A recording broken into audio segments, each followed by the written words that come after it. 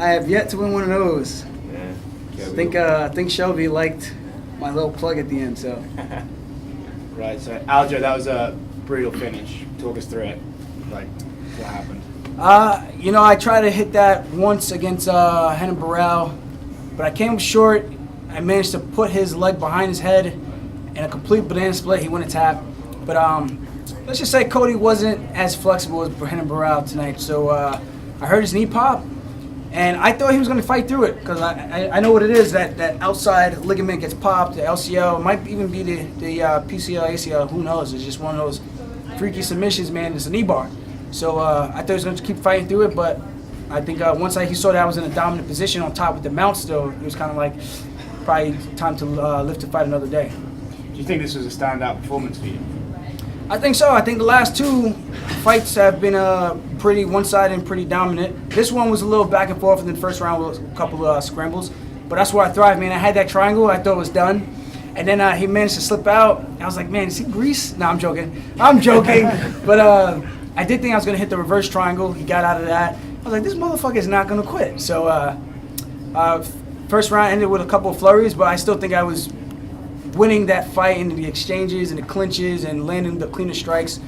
And the second round was more so the same. He took me down with that power double I knew he goes for. And I managed to get to the cage, and I reversed position, got on his back, and sure enough, I flattened him out twice, and the second time was more than enough to put him away.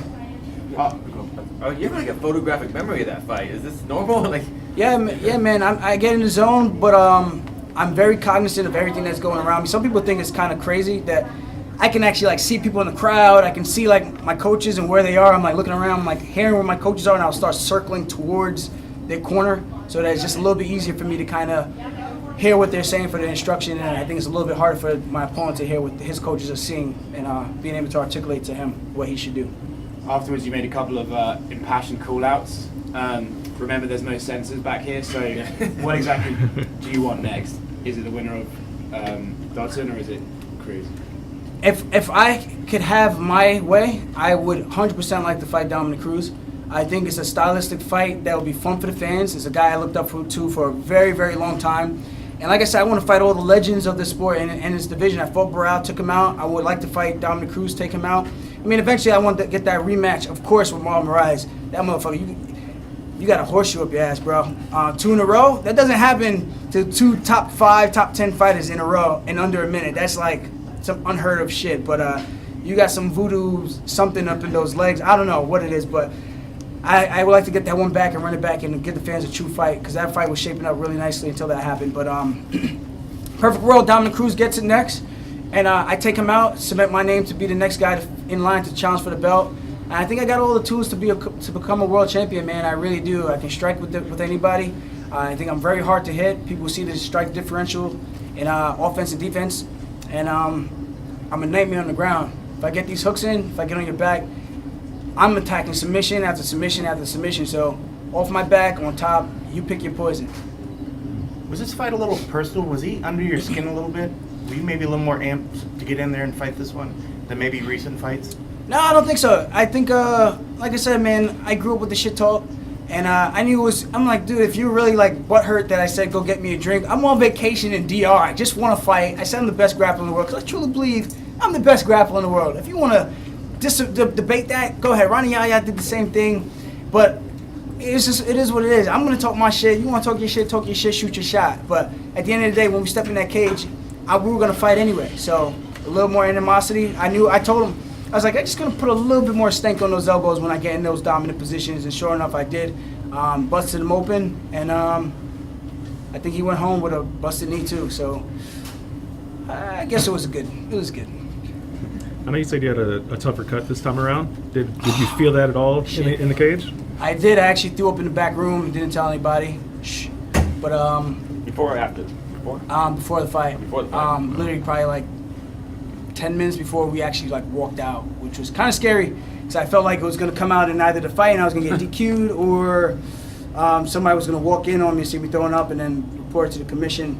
But I don't know. It was weird. It was almost like acidic, like I had a long night of drinking. It was weird, very, very weird. But I cut 4.5 pounds the day of the weigh-ins.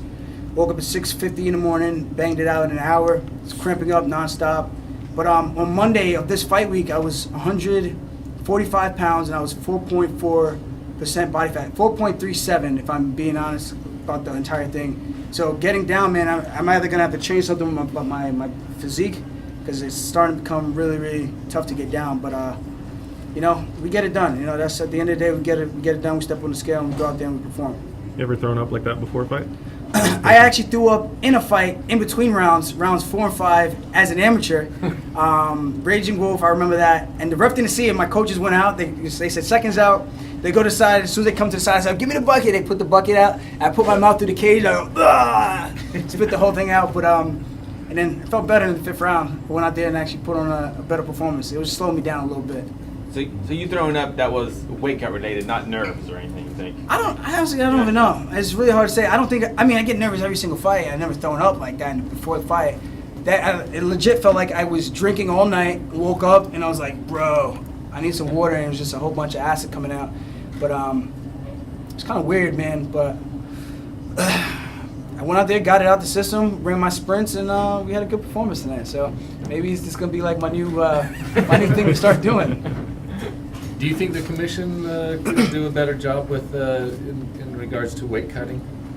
Oh yeah, I mean, it's going to be an entire landscape change. I mean, look at wrestling, look at BJJ, look at judo. These guys, they step on the scale within anywhere from half hour to 2 hours at most, and then they compete right after that. If you get guys who aren't severely dehydrating themselves like that, they're going to have to go up a couple of pounds. Because if you do that and you try to fight, you're going to put yourself in an extremely disadvantageous position and you're going to get knocked out really fast because your brain just can't handle those type of impacts. I've been trying to preach this to guys. I'm like, if you really want to stop cutting weight, you can't give us more time to cut weight because if you give us more time, that means we get more time to rehydrate. I'm like, so if you give us less time, it's like, all right, well, I can't go as extreme because I don't have as much time to recover. So something's got to give. I'm going to go up 10, 15 pounds if they did that. You know, I just physically couldn't make 136 and then fight within 1-2 hours. I couldn't do it. Do you think they're trying to avoid something dangerous happening with, somebody dying in the ring? Well, there'd probably be 1 or 2 guys who are that stupid enough to be like, oh, let me cut 20, 30 pounds and then try to get on the scale and fight within an hour and get knocked out really fast. And they'll learn real quick, maybe I should go up a weight class. Because guys are going to have to go up. It's going to be a natural, it's going to be a chain of reaction. I think ONE FC is doing a pretty nice job with that. They're testing fighters, making sure they're hydrating and checking their weights throughout the period of them getting ready for their fights during the training camp. So I think that's another step forward and something that these guys could look at. Because for wrestling, we have to take a hydration test. And there's no way you could deplete yourself and then be hydrated. It's impossible. So unless you're cheating, you got a fake penis in there. But yeah, I think there's something to be said about that. I don't like cutting 30 pounds. Dude, my last fight, 1 week later, I was 168.5 pounds. I don't like cutting all the way down to 136. It's not fucking fun. I mean, it may look good for a couple like a week, but it's not fun cutting down to this weight class. It really isn't. It's more miserable and taxing than anything. I feel like it shortens my fighting career. Do you see this, or maybe the next fight being your last fight at this weight class?